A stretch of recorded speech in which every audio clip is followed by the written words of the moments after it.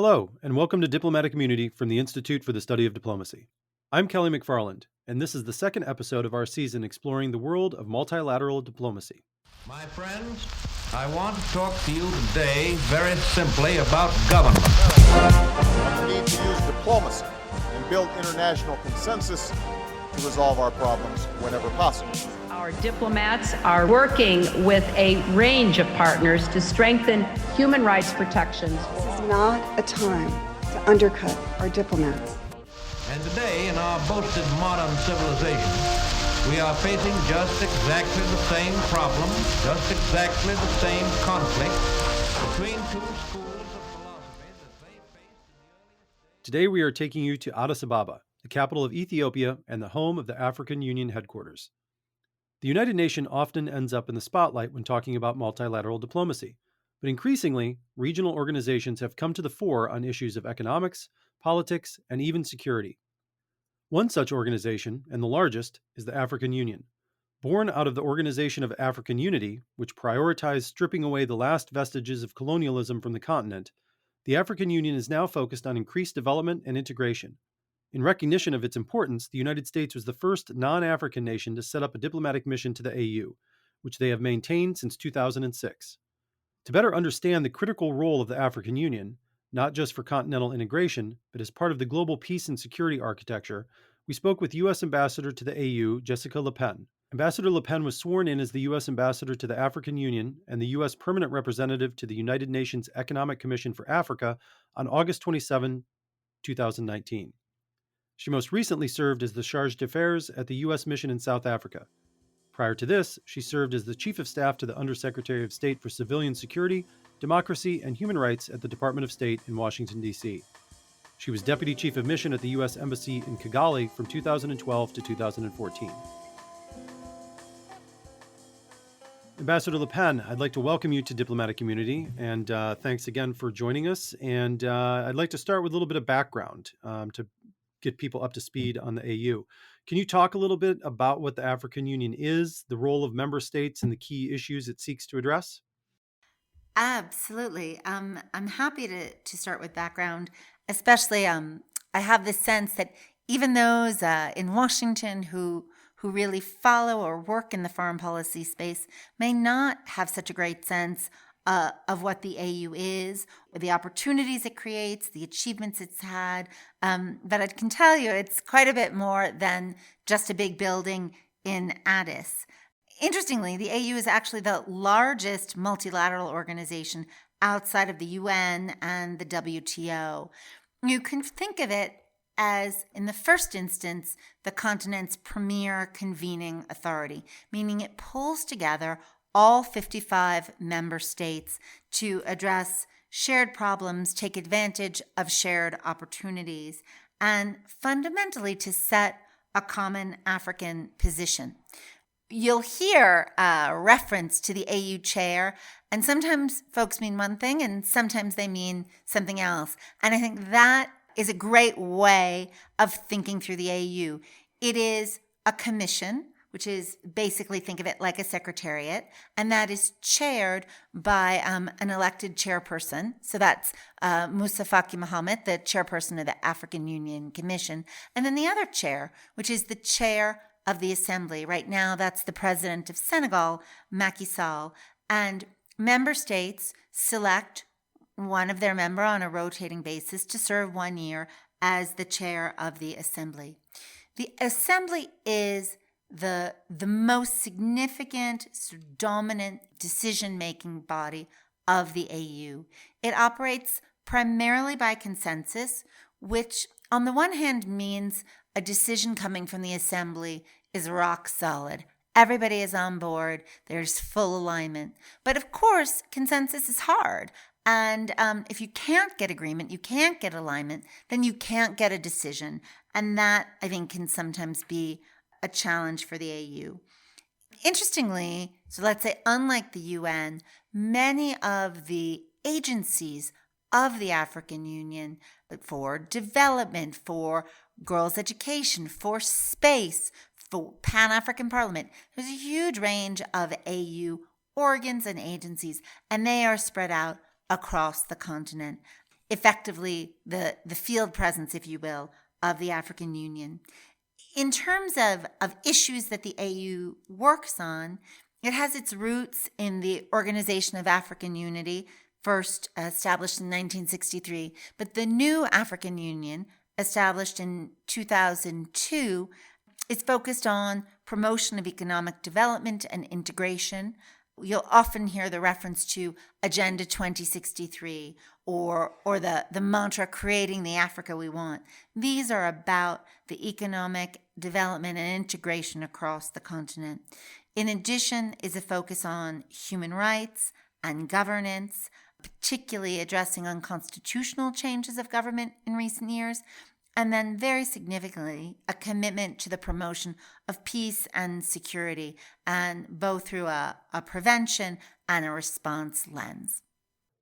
Okay, so clearly the African Union has come to take on a lot of issues for the continent in the 2 decades since it was founded. So what drove the U.S. to become the first non-African nation to establish a diplomatic mission there? And if you could, why is that relationship still important to the U.S.? The U.S. mission to the African Union, known as USAU, was established in 2006. And honestly, we are still really proud of the fact that the U.S. was the first non-African nation to establish a dedicated diplomatic mission to the AU. So first, what does that even mean, dedicated mission? It means that you have an ambassador of the United States to the African Union. So you've got 2 U.S. ambassadors in Addis, one doing bilat, one doing AU, and you can literally think of them, which is true, as being on 2 ends of one hallway, both sitting in the same chancery building and sitting on a common administrative platform. The ambassador to the African Union then has also a dedicated team. In the current moment, that's an interagency team with colleagues from USAID, Justice, Department of Defense, as well as State Department.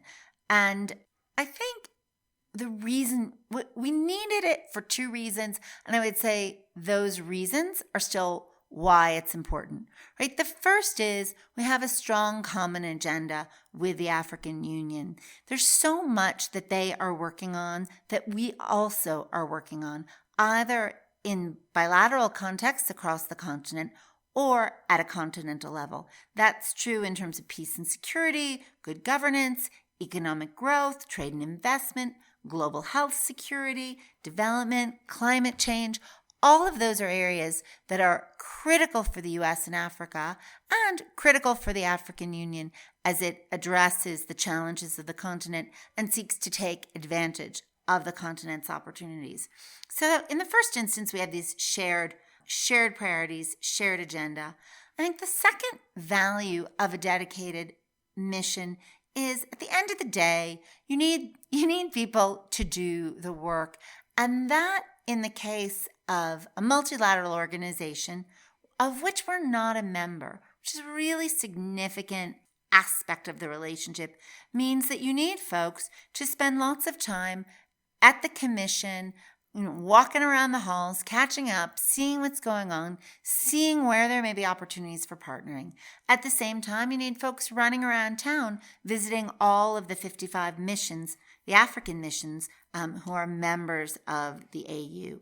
If I think of a really good example of why this relationship, USAU, is still of particular importance, I think actually of progress on the economic integration agenda that the AU has made since 2006, and that's reflected in its implementation of the African Continental Free Trade Area, or AFCFTA.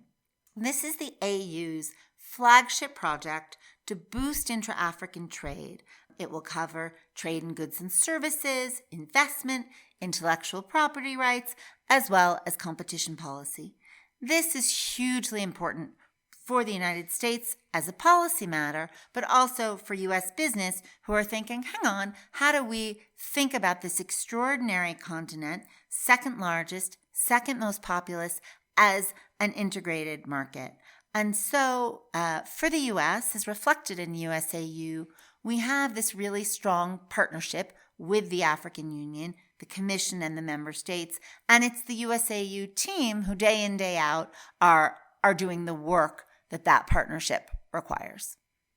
Absolutely. And it's interesting how you frame the difference in diplomatic work for the U.S. as a non-member and the different kind of legwork that goes into it compared to something like the UN. And on that note, you get the chance to work with two multilateral institutions as ambassador to the AU, but also as the U.S. Perm Rep to the United Nations Economic Commission for Africa. How would you compare the UN and the AU, seeing as you are in these unique roles? And based on your experience, do you believe there are issues where regional institutions have a comparative advantage over the UN? I know that's been a big area of interest in Africa in particular. I've spent a lot of years on UN issues now in my role as Perm Rep at UNECA, but also working on Human Rights Council issues for several years based in DC, and also 3 years on the Security Council team in New York. And what I'm convinced of is the frame cannot be UN or AU, but rather UN and AU, by which I mean you need both. That challenges take place in a particular country, right? So you're always going to need an element of national response, but they take place in a particular region. So there's strong value in a regional response. But fundamentally, we want to make sure that we're taking advantage of all the global resources and experiences, which is at the UN level. So thinking about solving problems by looking at the complementarity across the national, regional, and global platforms seems to me the best approach. Another way to think about it is the Addis perspective is always going to be a little bit different than, let's say, a Geneva perspective. One isn't better, one isn't worse, but they're different, and you want to bring both perspectives because what we're talking about solving is hard problems. So let's say in the COVID-19 response context, Geneva institutions were hugely important for Africa, but Africa CDC really drove the continental response at a political level, at a policy level, and at the level of scientific exchange. And so it's that combination, I think, that's really important. But if I go back to your question about, effectively about comparative advantages, I think there's always going to be a proximity that a regional organization, that the AU brings. There's always, however, going to be an ability to take lessons learned from around the globe that the UN brings. So both really important, really different comparative advantages. The other thing, though, of course, that the UN brings is significantly more resources. And that's really important as folks look at the AU and say, how are they doing? What are they doing? What might they do? The issue of resource is particularly important. Finally, I would say if I compare my own experience as Perm Rep at UNECA and ambassador to the AU, I have to go back to the point I made earlier, which is about the difference between being a member and a non-member. As a member of the UN, the US has a voice and a vote, quite literally, but a voice at the table. And we've got many Americans in the UN. We have a particular role, especially given the significant contributions we make, both in terms of assessed contributions, but also to the UN agencies. The AU is by definition different. As a non-member, we are a partner. We're always going to be in the position of engaging and accompanying. Doesn't mean we always agree or say yes to everything, of course not. But what it does mean is that we have a respect for the organization and its members, and also something of a humility, recognizing that we are sitting outside the structures, but accompanying and supporting them. Yeah, I think that's an important point, that on issues of peace and security, there needs to be more of that and not or between regional institutions and the UN. One of those important issues, and one where the AU is more involved than other regional institutions, is in the realm of peacekeeping. Why has the African Union taken on an increased role in this space instead of working exclusively through the UN peace operations? Do you think this type of regional peacekeeping is a model for other regions? First, I'm really glad that you raise African peacekeeping, AU peacekeeping in this discussion, because I think any conversation about the role of the AU cannot lose track of, frankly, the sacrifice that AU peacekeeping has meant, particularly the AU transition mission or in Somalia, which is ATMIS, which follows on from AMISOM, the long-standing mission in Somalia. It's the largest AU peacekeeping operation with troops from across East Africa. More than 2,000 have died in the fight against al-Shabaab in Somalia over the last 15 years. And so that, I think, is a really central element of how we understand and appreciate the role of AU peacekeeping. I'll tell you, in fact, when you walk into the Peace and Security building on the AU campus in Addis, the first thing you see is a memorial to the fallen soldiers of the AU peacekeeping operations.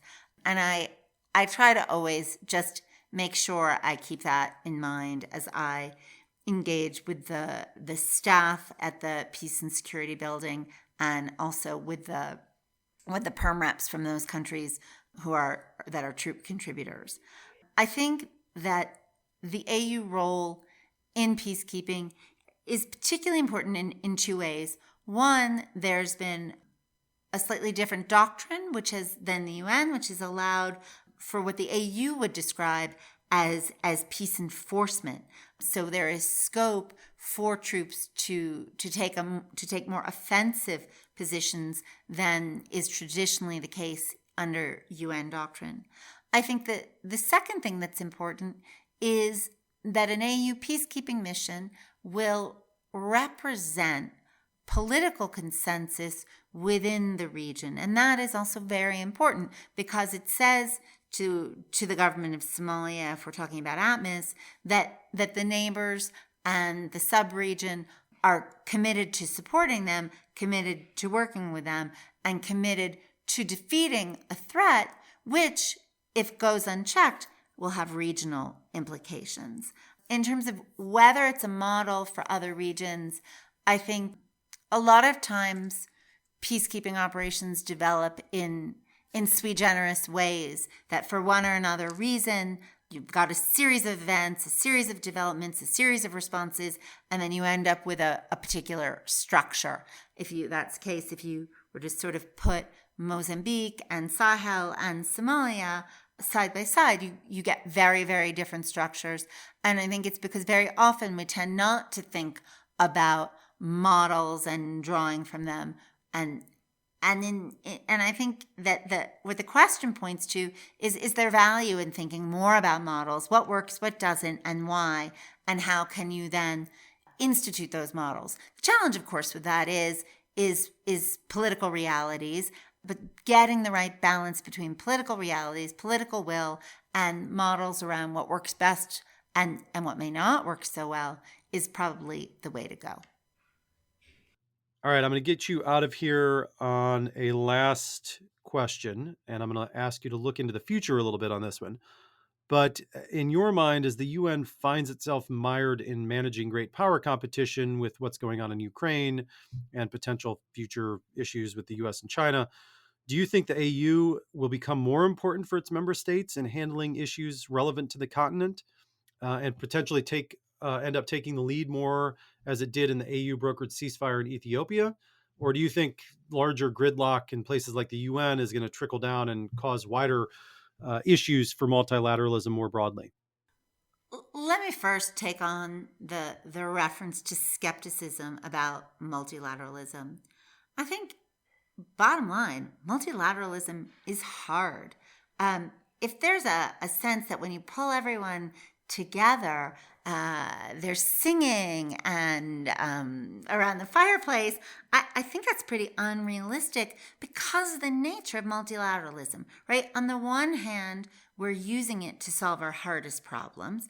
On the other hand, we're doing it across points of view, across orientations, across differences. And so, by definition, multilateralism is always going to be a bit of a slog, but it's also unbelievably important because we have everybody around the table and because we're looking at the hardest problems. And so I would say fundamentally, you've seen from the Biden-Harris administration a commitment to multilateralism really from the beginning in terms of rejoining Paris, in terms of resuming funding for WHO. From the outset, the administration signaled we are in it with all of you because we believe multilateralism is our best tool for tackling hard challenges. And of course, because we don't always have all the answers. So it's going to be slow going. If that's the U.S. perspective, my own sense is then the perspective of African states might be even a bit more skeptical or pessimistic, realizing the balance of power, the balance of resources. And so I think sometimes some, especially smaller African states, may feel, hang on a minute, at the AU, we have a seat at the table because it's our table. And it's useful to understand and appreciate that without saying, okay, gridlock, skepticism, let's look in other directions. It goes back to what I said before, that it's not the AU or the UN, it's the UN and the AU drawing on the respective comparative advantages. I think your reference to the AU leadership role on the talks around northern Ethiopia is a really good point. It's really interesting. From the US-AU perspective, it's very exciting because what we're seeing is meaningful African leadership on a very hard problem, but with space and scope for the US to support. Again, recognizing that nobody is always going to have all of the answers. If I think about this issue, though, one thing that does strike me is one of the things I think that the AU may be able to learn from the UN, or to draw on, perhaps is a better way to phrase it, from the UN, is thinking about ecosystem and thinking about connectivity, especially to national publics. I think that the AU doesn't always engage as much as it might with African publics, whether that's directly through civil society or through press engagement. But that's really, really important for building belief in the AU, for building connectivity. And it's that exchange, it's that understanding that is going to connect someone sitting in Malawi or Benin or Comoros with what's going on at the head of state level in Addis.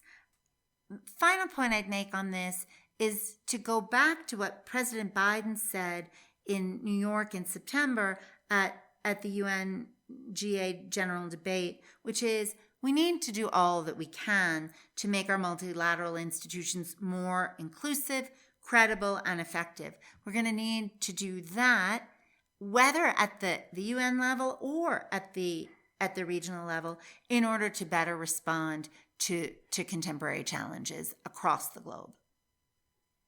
Well, inclusive, credible, and effective. Hopefully we will see that vision for multilateralism come to pass. But we're going to have to leave it there for now. And Ambassador Lapenn, thank you so much for your time and for coming on the podcast to chat about the AU. For those listening at home, stay tuned for our next episode, where we stay at the regional level and fly across the Atlantic to discuss the Organization for American States and its role in promoting democracy. Until we meet again. This episode was produced by Daniel Henderson. Thank you to the Carnegie Corporation of New York for their support for this podcast. Be sure to check out any episodes you may have missed via our website. Please rate, review, and follow this podcast wherever you listen, and tell your friends and colleagues to come find us on Apple Podcasts, Spotify, or anywhere else they listen. Follow us on Twitter @GU Diplomacy, and visit our website, isd.georgetown.edu, to learn more about our work.